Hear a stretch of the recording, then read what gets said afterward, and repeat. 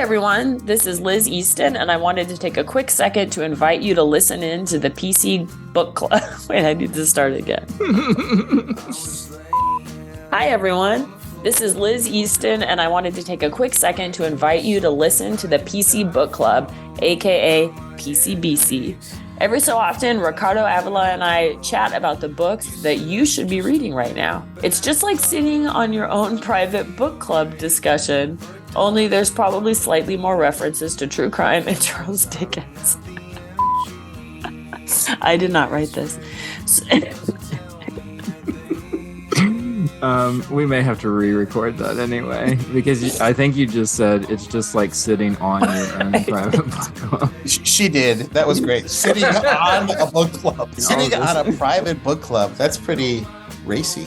Sorry. Should I try again? It's just like sitting in on your own private book club discussion, only there's probably slightly more references to true crime and Charles Dickens. So if you're looking for the class with an occasional dose of the sass, then check out the PC Book Club right here on the Popping Collars feed. Class and sass. Love it. I was praying to the Lord for some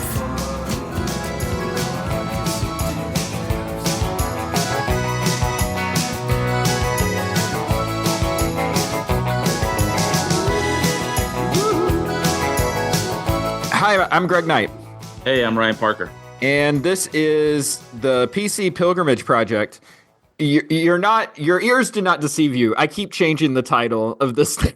You're going to have to stick with one. I thought we were two pilgrims in a pod. Yeah, I decided that that's a little too clever by half. So we're switching it up again. And this is a Popping Collar side project where Ryan and I attempt to walk around the world, or at least around Spain, in 2026. Ryan, this is one of our topics episodes. So this is where you and I go into a conversation about a theme for the Camino specifically. And this time around, we wanted to dig into this idea of pilgrimage as tourism. We've set up before that this is a spiritual journey. This is a religious journey that goes back all the way to the Middle Ages. Don't necessarily think that's how people experience it nowadays. And so we'll have to find that out. Well, that's the question, right? So what is the connection between sort of pilgrimage now and what we think of as sort of hiking tourism? Yeah, because we had, and we'll have a historian on. Neither of us are historians properly to talk about what pilgrimage meant in the early church and has meant throughout history, but it was a profoundly religious experience, right? I mean, you're talking about atoning for sins, you're talking about venerating saints, a very religious practice. Now, that's not to say that it wasn't multifaceted a century ago or centuries ago, that Right. There wasn't commerce associated with it, that there wasn't some sort of nascent tourism associated with it. But that has certainly faded.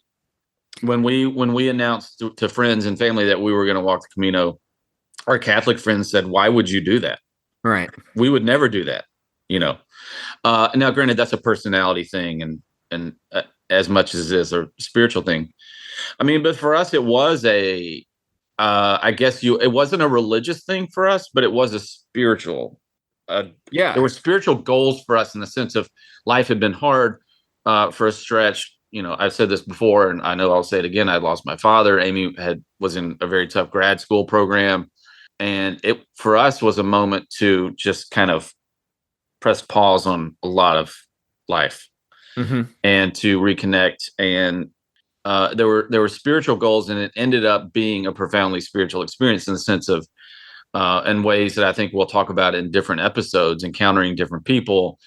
Being alone, being relatively unplugged from technology, kind of being unsure of where we're going to stay from one night to the next most of the time, the kind of vulnerability there.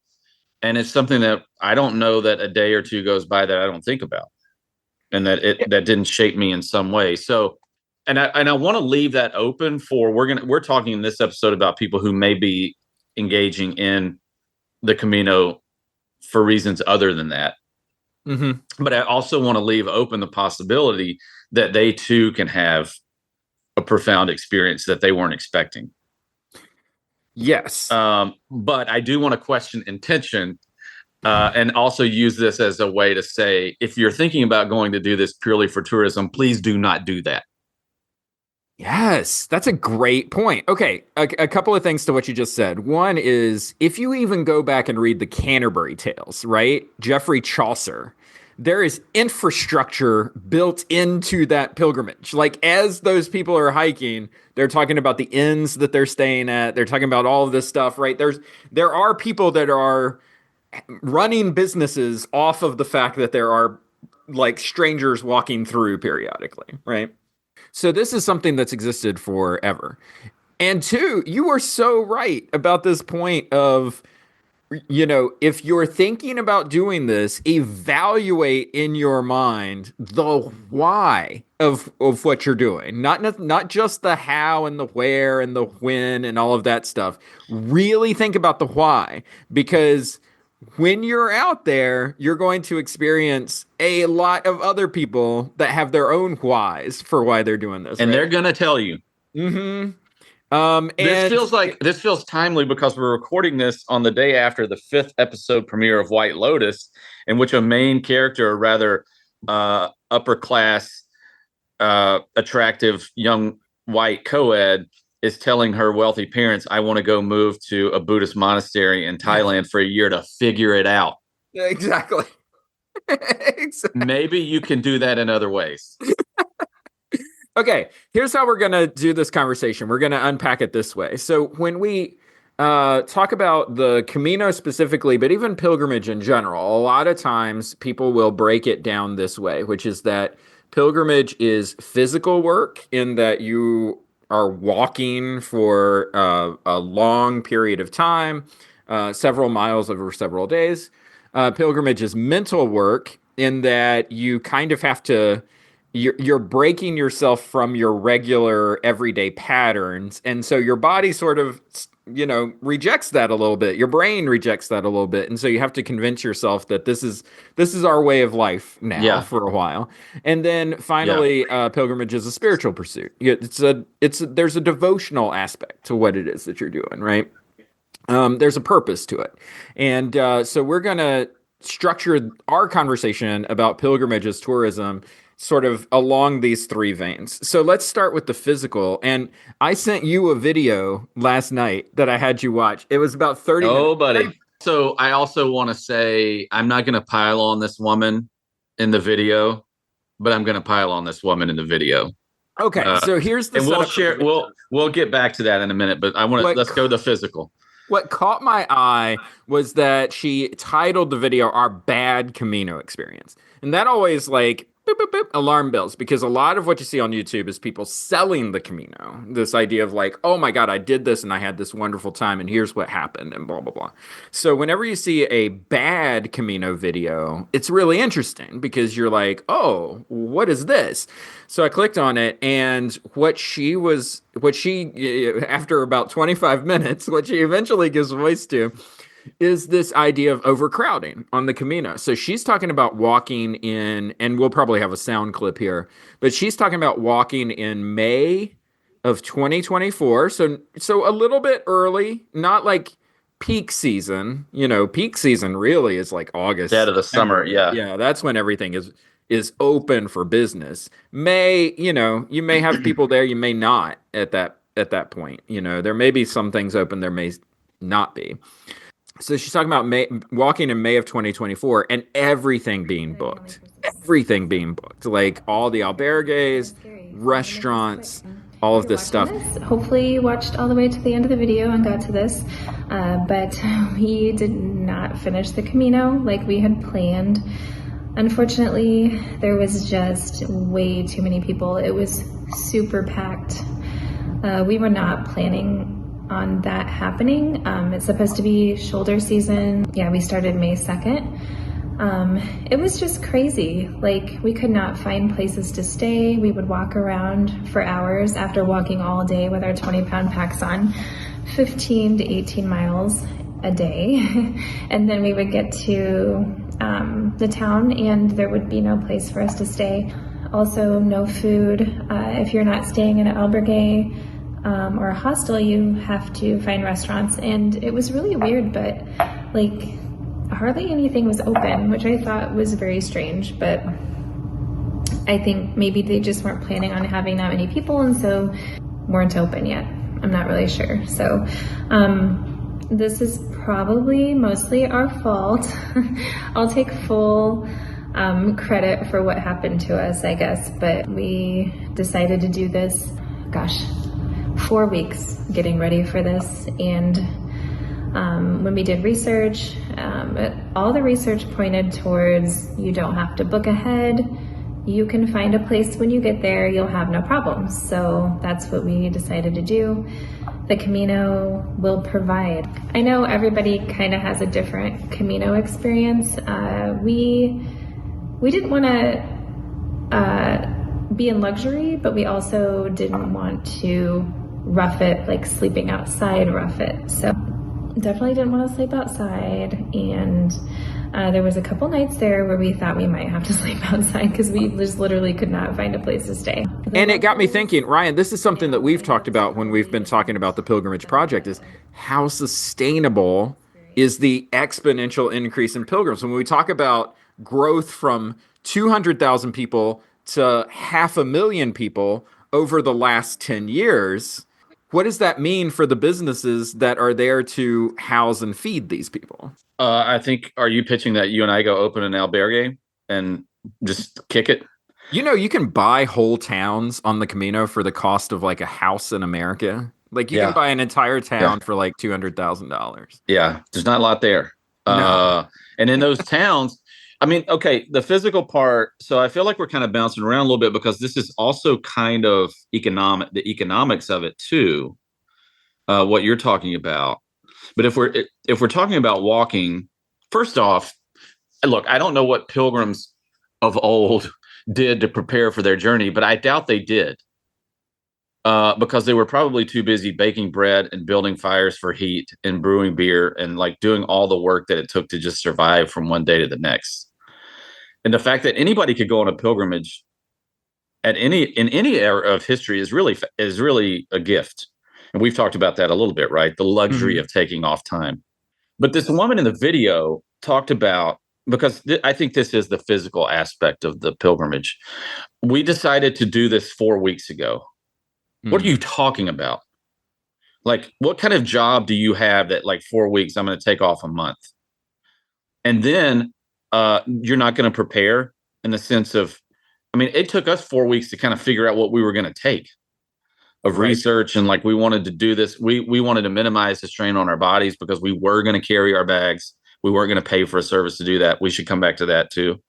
And then just the idea of like, we didn't need to prepare adequately, I felt was kind of disrespectful to the whole process. So yeah, I don't know. So the physical aspect of it and the accommodations, we never had that problem. But I also recognize, to your point, we didn't go, and we were in those shoulder seasons, as she says about the time that they went. But those seem to be, to your point, disappearing because so many more people are doing this. Yeah. So I will say that the more you can prepare, I think it creates space for you to focus on the journey. So there is something romantic about saying, like in the movie The Way, which we recently discussed, I don't know where I'm going to sleep tonight. I'm just going to show up and get a bed. Well, if you're going to do that, you better be on the ground at 4 or 5 a.m. walking. Right. They did not strike me as a couple that was doing that. No, they seem to be having breakfast. You can't do it. You know where you get breakfast? You get a bocadillo or a tortilla on the way and a cup of coffee, and you chat with your new friends for that day. Yeah. But you're not luxuriating over orange juice and coffee at the hotel. That's another point. So, yeah, I think you can still do it that way. But listen, there were days, I'm going to say one thing for the mental, but there was a day on the Camino within the first couple of weeks where Amy said, I'm going to really need to book ahead into some places for my mental, maybe I'm segueing here, for my mental stability, because it is a lot for me to be walking every day and trying to focus on myself and life, and to be worrying about where I'm going to put my feet up at the end of the day. And so there were a string of days where we had pre-booked, and I could tell that made a big difference. But there would be some pilgrim purists who might say, "Oh, that's just not the old way. That's not the way you should do it." But whatever, different caminos. But that brings me back to my point about the challenge, the physical challenge of this, right? Because, and what you're going to find is that all of these things kind of bleed together, because I think that also what we're talking about really affects the spiritual aspects of it too. That's a good point. Which is to say that like overcrowding is a thing. And as a matter of fact, like you can think back to previous years of doing the Camino. So like all of these Camino purists who are like, oh, no, it's all about like you just walk and then you just stop and you find an albergue. Well, that is something that maybe you could do in 2013, 2014, 2015, that you just don't have the luxury of doing in 2024, 2025, 2026, right? It's like there are so many more people on the trail that if you don't have booking.com pulled up or something on the way into town, then you may not get a bed at that town. And you may find yourself walking to the next town, or, and this is the worst part, walking back to the town that you came from, right? Like and you're also going to have to figure out like what stages you want to stay at, right? Are you going to stay at the sort of popular stage stops along the way, or are you going to sort of stay off stage, right? Like one town ahead or one town behind. Which becomes I'm going to come back to this later. I'm going to add a category. I'm a little shocker here, a little teaser. That's the social aspect of this thing, because the people like you're kind of like the hive mind, right? Like, okay, we're all going to go stay in, I don't know, Pamplona. Just like pick a town, a city. Yeah. That's a city. There are better towns that are escaping me at the moment. But I'm going to stay at one of these popular stages that you talk about. There were many nights where we did not do that intentionally, because Amy was like, I don't want to deal with crowds. There's probably a bed here and a meal, and that's all I need. And I need quiet, and I need, and we did that on either side of those more popular stage places. But it is a different way to do it. Yeah. And you could do the entire Camino off stage, if you will. And that is a different experience. Yeah. Than if you follow kind of all the guidebooks and like, oh, the traditional stop is here. Yeah. Can I say something about physical? Sure. That struck me in the video, but also made me think about myself. I am somebody who does not like to be uncomfortable. Right. I think most people, at least most Western people, do not like being physically uncomfortable. You are going to be physically uncomfortable on this journey. Yeah. And I think, and to call that suffering is probably a step too far. Yeah. It's a step too far. But the idea of discomfort, though, like if we can't even talk about discomfort and like trying to find peace within that, I'm not saying that we're self-flagellating on the journey, right? We're not walking on our knees. But what is it about us? You think about that woman. I can't find a play. I can't blah, blah, blah. Like, well, what do you do? Right. Like, how do you spiritually, emotionally, mentally navigate that? When, right. Yeah. Like, buck up, buttercup. Like most people in the world deal with this every day. We don't know where our next meal's coming from. We don't know we're going to sleep, or we don't have a safe place to sleep. Like, And that's the key, right? Attaching it to the spiritual is the point, right? Foxes have dens, but the Son of Man has no place to lay his head. That's the point. You tie it to the larger story, because you're sort of walking in this pilgrim path in the footsteps of Jesus, right? So it's like, you've got to have a higher narrative. Like that's got to be part of it, if you want it to make sense, because otherwise it is a bizarre thing that you're doing. That's a good point. That's probably the best way to say why this is not tourism, or shouldn't be primarily tourism. Yeah, because it doesn't. Go get on a cruise. Go like, yeah. One last point on the physical tip, and I went back to I downloaded the Wise Pilgrim app when I did my Camino back in 2022. I highly recommend it. It's a great resource for like giving you a little bit of history of each town that you're walking through, conveniences, restaurants, albergues, all of that stuff. But in the write-up for O Sobrero, it talks about Father Elias Sampedro, who's really the author of the modern day Camino, because in the late 80s it was his vision to paint yellow arrows to guide people along the way. And so he took his van full of yellow paint and he drove all the way to St. John and he just started painting yellow arrows. Now, like, obviously, more arrows have been put up since he started. But when asked what he was doing when he was doing this, and he was a priest from O Sobrero, so that's why it's listed under here.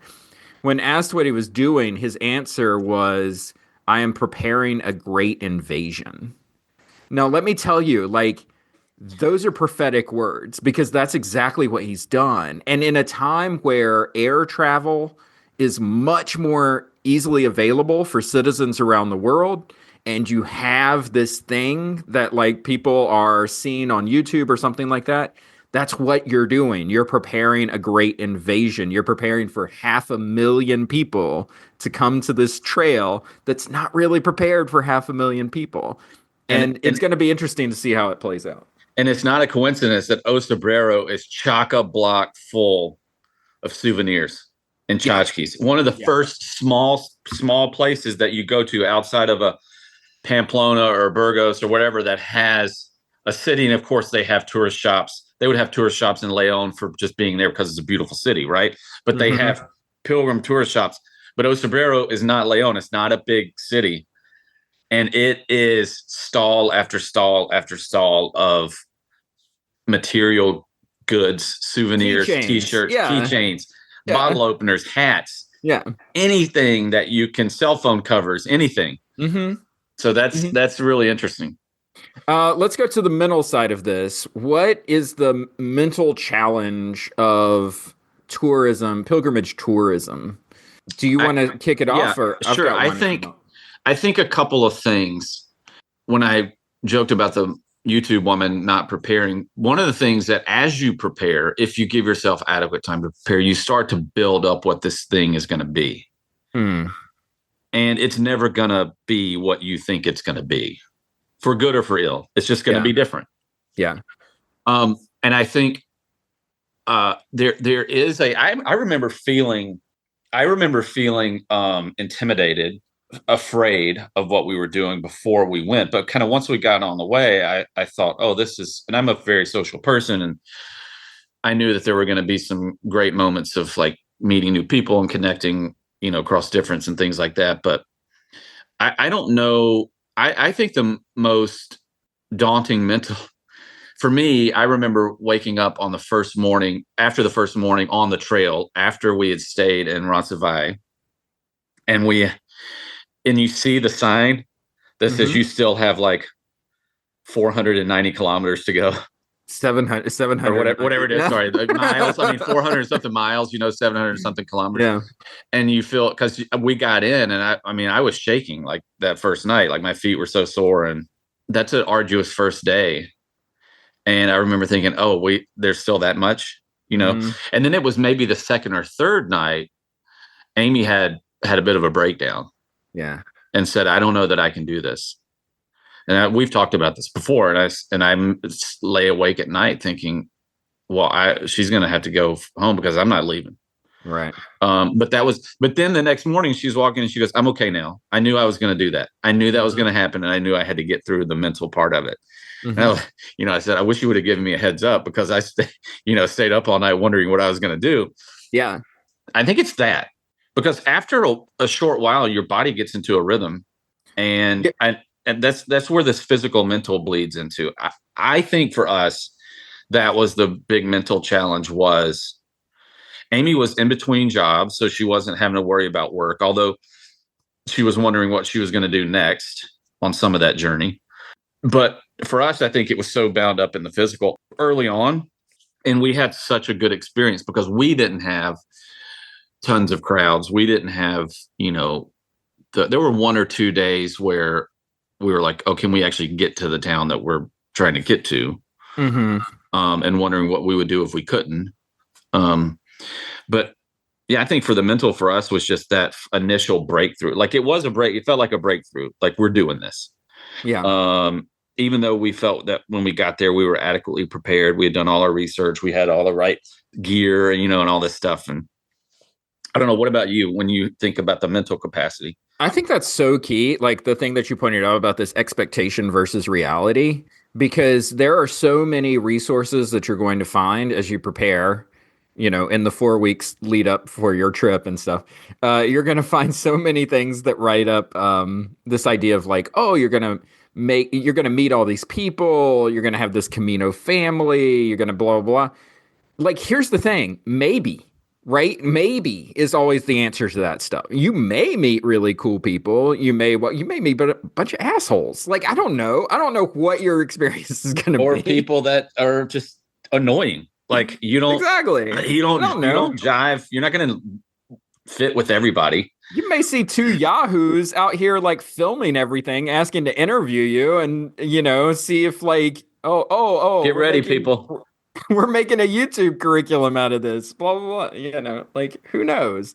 So no, like I think that this trail gets sold as something that it's not always, that may be the experience for a lot of people and it may not be the experience for a lot of people. And I think that like really embracing what your experience is going to be key to it. And if your experience sucks, like I think that that's important to call out, 2 pilgrims now have commented on our faces and how how do you describe it? Like they're like, oh, you look better now than you did earlier today. Yeah, they're like saying that we look happier or better now or something.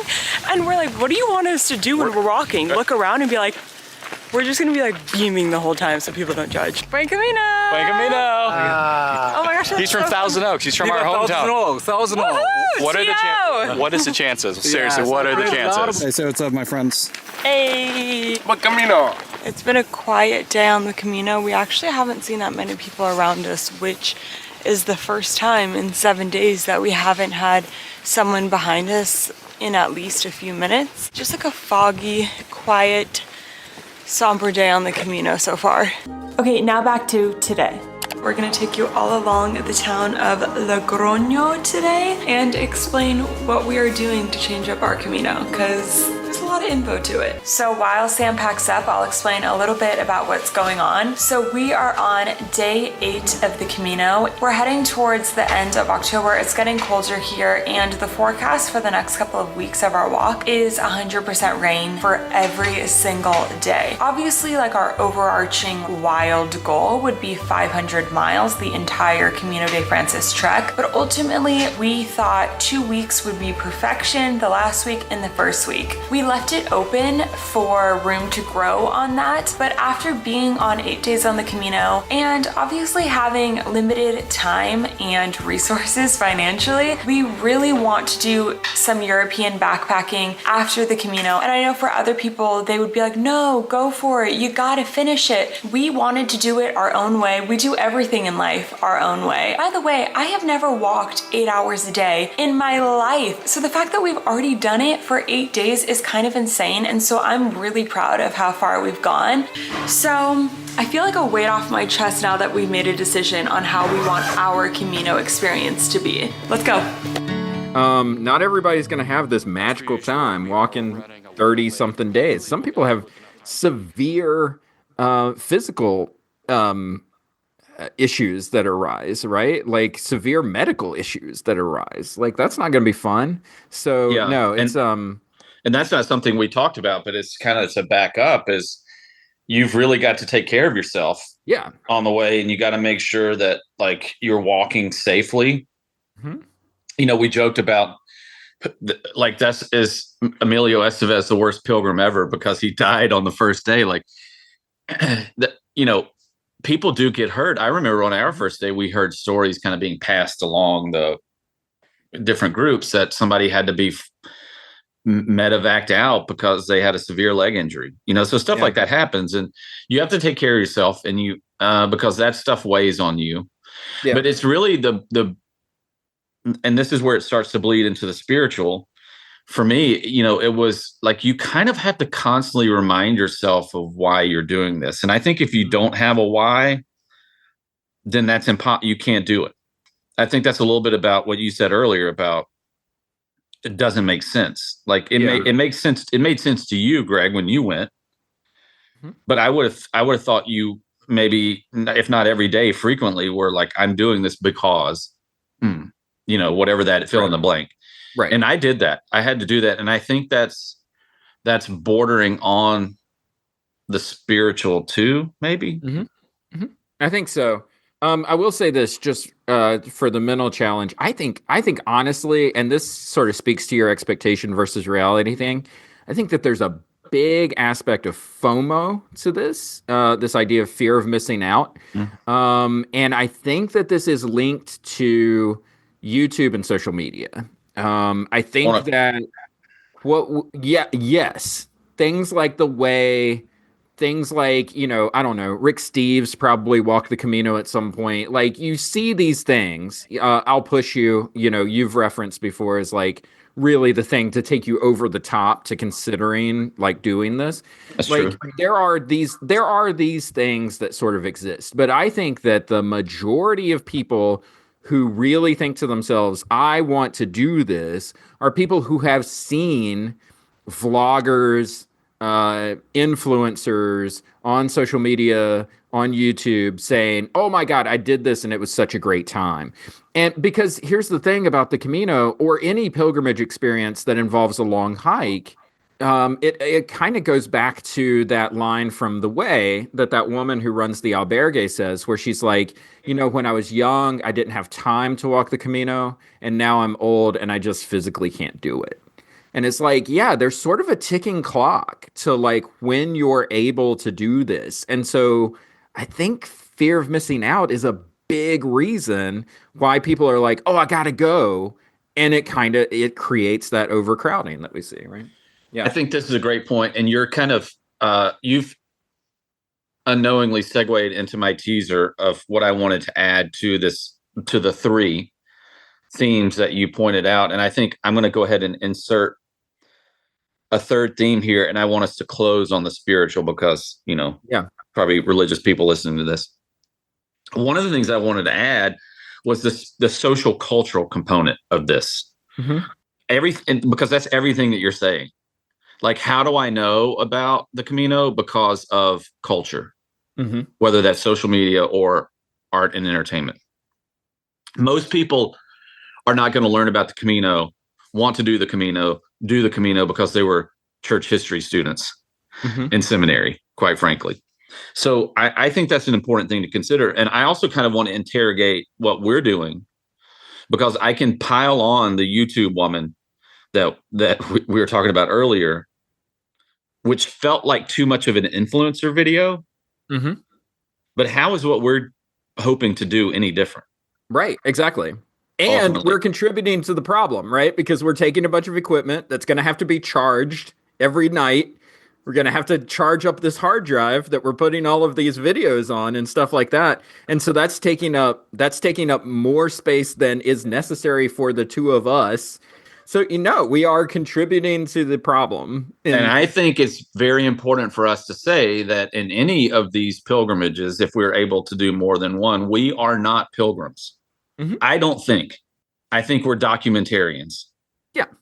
Does it mean that we won't have profound experiences? I mean, of course we will, because I think that happens in conversation with people. And this part of this whole thing is conversation with people.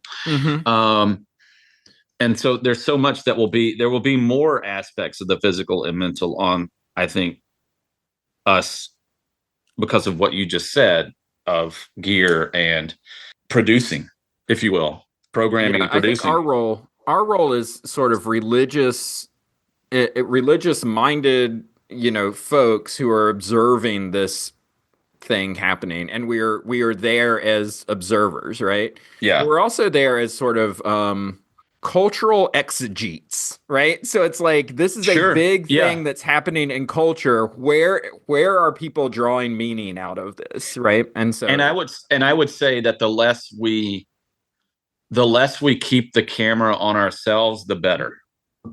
Exactly. Yeah. And I think that's potentially where we can draw a distinction between kind of social media influencers and what we're trying to do. I don't know that we're necessarily saying everybody go do the Camino. Absolutely not. I don't think everybody should do it. No. I think a lot of people who are planning to do it probably shouldn't do it. Yeah. In light of what we're talking about, as kind of vain as that sounds, and I don't mean that to like be egotistical. I just it's a big decision. Yeah. And it's a lot. And I think a lot of times if there are people who are approaching it just for tourism as something cool to do not do it. And this is another thing that we haven't talked about. And to the woman's point in the YouTube video, and I think this is a bit social cultural. Yeah. One of the things that we noticed, and I will say that it was very frustrating to Amy, and it became a mental / spiritual thing, is you only have to walk the last 100 miles or so to be qualified as a pilgrim, to say that you did the pilgrimage, which is around Saria, which is a small town. You get within that last 100 miles, and I will say that the participants and the number of people on the way skyrocketed for us. Yeah. Buses dropping people off and picking them up. And Amy, there was a level of resentment from Amy and a little bit from myself, but I was like, we got to check this. Mm-hmm. Every Camino is different. Like this is some people can't take 4 weeks off. Maybe they can only take a week. Right.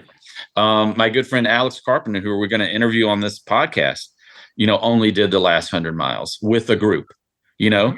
That's a thing. That's an issue that you have to engage, especially if you've been walking for 400 some odd miles and you show up and these people are like, oh, I'm on a pilgrimage. Wait, what? You just started. Like, that's a mental thing too. It's the parable of the workers in the vineyard, right? The guys who worked all day and the guys who worked an hour, they get paid the exact same. There's scripture for everything. Yeah. Hey, I will say this just to pin that a little bit. Yes, the last 100 kilometers were traditionally, that was what was expected. In order for you to receive a Compostela, you had to walk the last 100 kilometers of the pilgrimage. Starting in 2025, the rules have changed for that, where now it is you have to walk 100 kilometers anywhere on the Camino trail.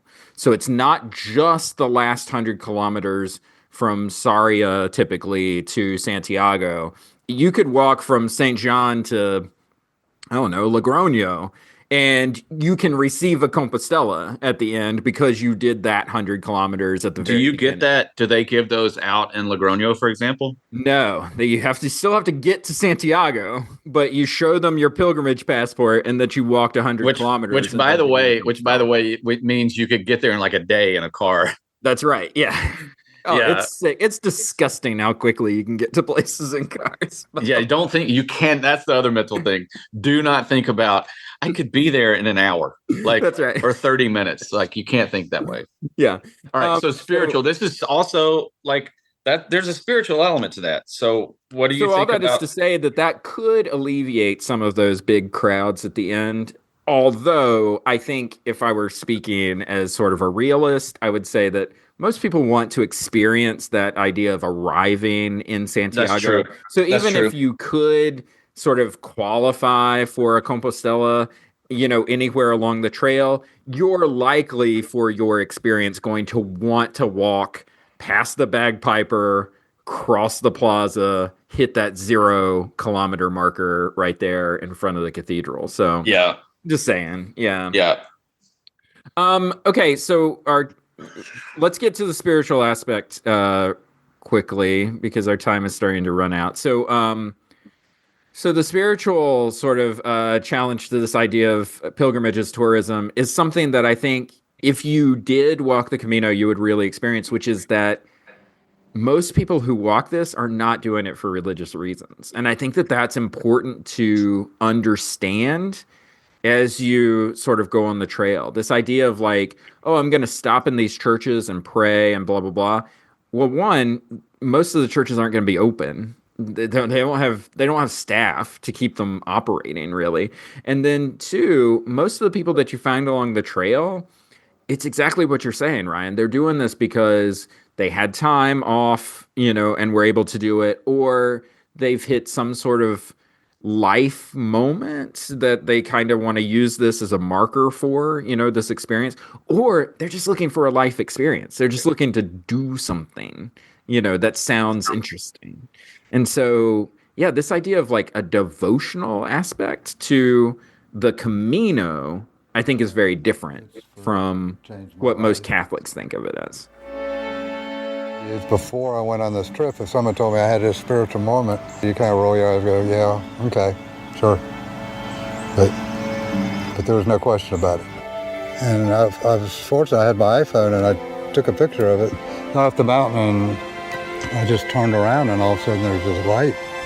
And it was kind of a warmth and it was like love and it just overwhelmed me. And I turned to Morgan, I said, something's happening. He did, and he just said, I can't, I don't even know what to say. There's this, I just felt this presence, I felt this warmth and this love and this connection. And it's really hard to get my arms around exactly what that is. He just felt God. That's what he would call it. He felt that there was a presence, that there was a loving presence. Yeah, when I think about it, it almost chokes me up. But now I know that there's something out there and there's something in here. It's awesome that my dragging him, kicking and screaming is taking him places, or it will take us places, that he finally feels like he knows what he's supposed to do on this planet. A little while afterwards, we were sitting in the room and I looked at her and I said, would you do it again? Because it was hard. And she, what'd you say? I'd leave tomorrow. I said, so would I. I used to tease him all the time. It's not the destination, it's the journey. And now that's what he's on, is a journey rather than looking for that destination. I don't know that there's anything else we can say about that. I'm not trying to put a bow on this. I just think that's probably the biggest spiritual aspect of the modern day Camino. Yeah. And I don't know what else to add to that. I think we can interrogate that. There's a difference between religion and spirituality. So I want to cleave that. Precious few people are walking this for religious reasons. Yeah. But there are myriad spiritual reasons. But I want to call out and I want to ask you, where does that end? Like, I imagine religion, like when you talk about we're going to stop in church and pray and we're going to venerate the saint, like we're going to do the things that traditionally in the early days pilgrims did, that, as you've pointed out, most people don't do now. I think that's a clearer line. But when does something cease to be spiritual? So this is a great question, and here would be my answer, and this is the reason why I love the idea of our project being a multi-year, multi-pilgrimage, Yes, I'm nodding my head vigorously. Aspect. Yes. Yeah. Because if you walk the Shikoku Henro in Japan, there is an element of ritual that comes when you go to each of the 88 temples along the island. You need to bow before you walk into the place. You ring the bell before you enter into the temple grounds. You wash your hands and you wash your mouth before you go into a temple. And then once you're in there, if you're looking to get, the calligraphy for your book or for your scroll, right? There's this whole sort of element and ritual process to that. There's a ritual to dropping your prayer slips in. There's a ritual to lighting incense for prayers. There is, and I keep coming back to that word because that's the element of it. There is ritual that's part of it and expected of you, whether you're Buddhist or not. It doesn't matter. just as a form of hospitality, you are expected to engage in this ritual, right? You're respecting the tradition. Yeah.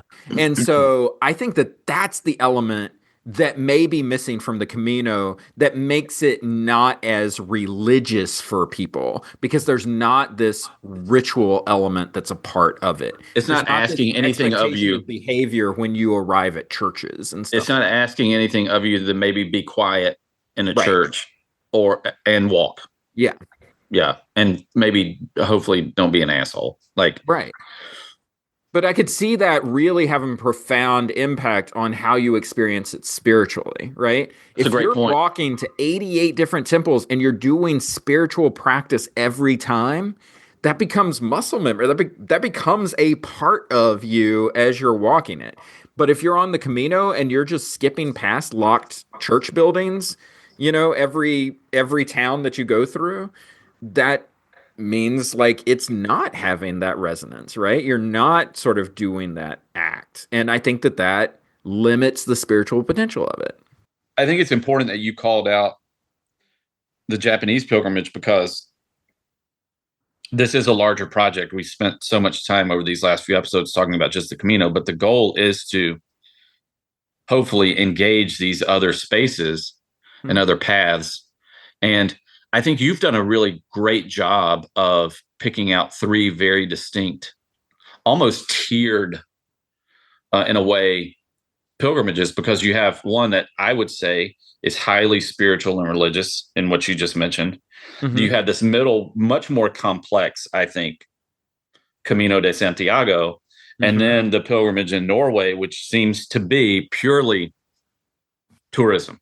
It's a hike through Norway. Yeah, totally. And it's not about churches or anything like that. Yeah, it's about they bill it as a pilgrimage. Yeah, correct. Yeah, but a pilgrimage to what? Right?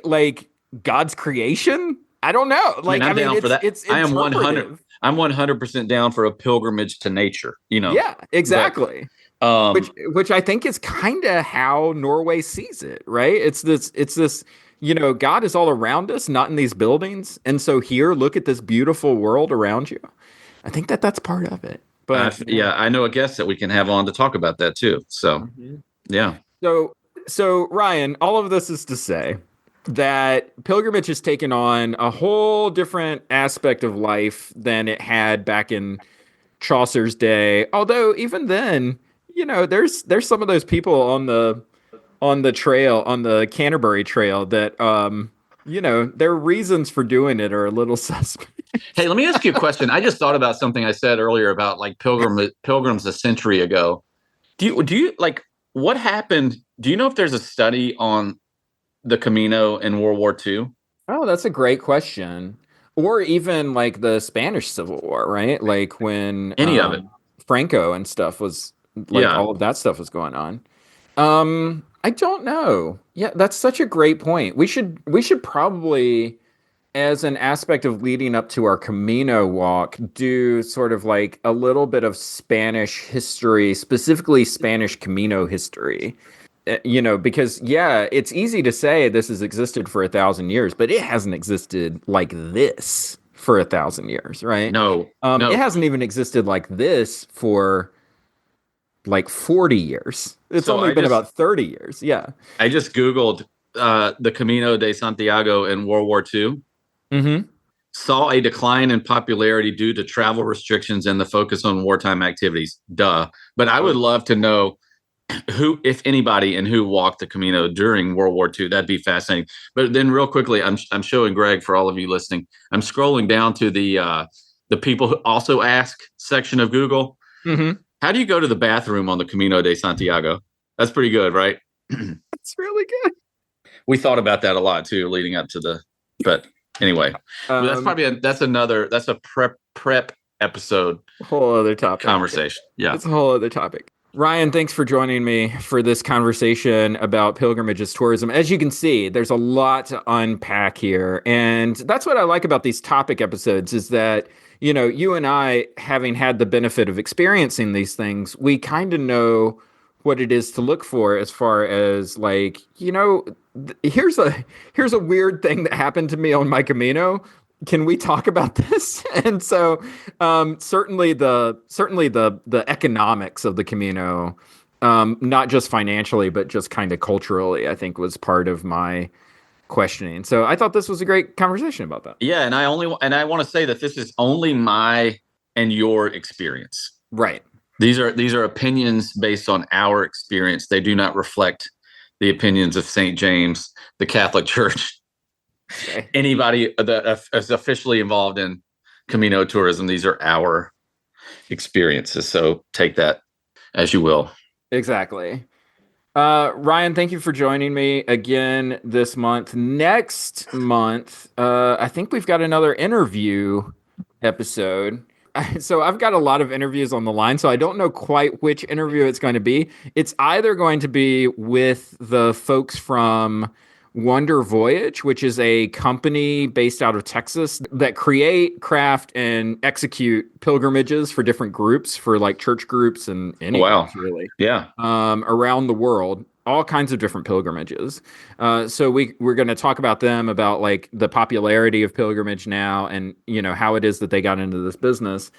Or we may have an interview with the American Friends of the Camino, who Great have network. their own church in Santiago. Great network. St. Clair's, I think, which is an Anglican church out there. And it's amazing the what they've created out there. So I've got a couple of interviews on the line. One of those will happen next month. But Ryan, thanks so much for joining me. Pleasure as always. I've got a bunch of Camino keychains here, or I can get you a Camino bottle opener or a Camino troll doll. I would prefer one of those floppy hats. No problem. Just give me $35 in shipping and it's on its way. So all right, great. I'm Venmoing you as we speak. We'll talk to you later. Do the walk on line. Do the walk on line.